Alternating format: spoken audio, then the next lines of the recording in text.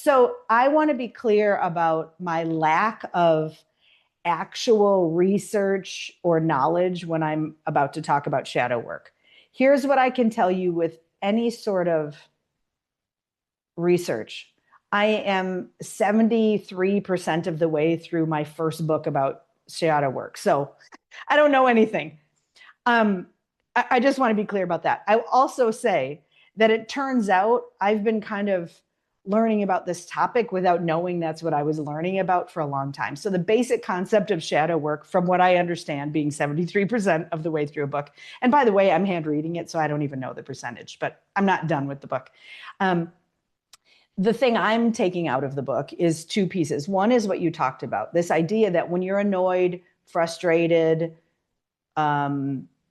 angry, whatever negative thing you might see in another person, also, by the way, positive things that you see in other people, it is probably a mirror of what you see in yourself. So that's one of the concepts. The second concept that I've taken away from looking at this book is what humans typically like to do is avoid the heck out of the things they don't like about themselves.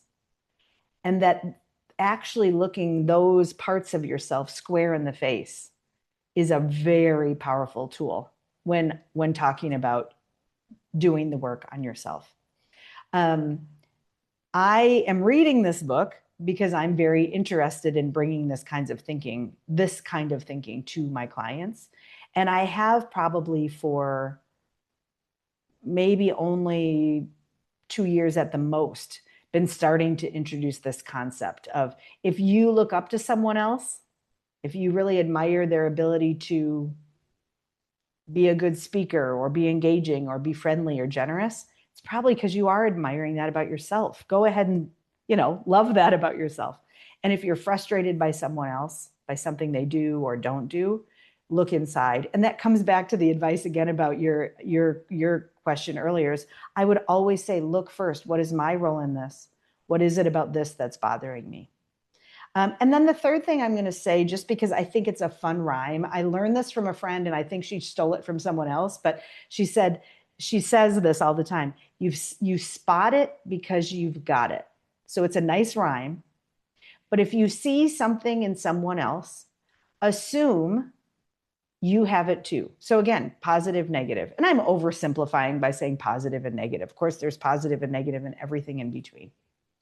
But if you see somebody you think is an amazing leader, really ponder that. What is it about them that's a great leader? Because you probably have that. Take that time to recognize that in yourself. If you think someone's a total asshole, ponder that. What is it about them? And then look at that inside of yourself. And then shadow work, at least the book I'm reading, which is called The Dark Side of the Light Chasers. There's probably 1 million books about shadow work, but let me put this in here. The Dark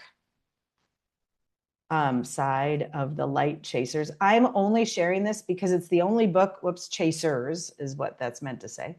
I'm only sharing that because it's the only book I've read on the topic. I don't know if it's the best one or the worst one, or it's just the book that I've read, and it's written by a woman. I can't remember her last name. Okay, so yeah, 3 things. Do assume everything and everyone is a mirror.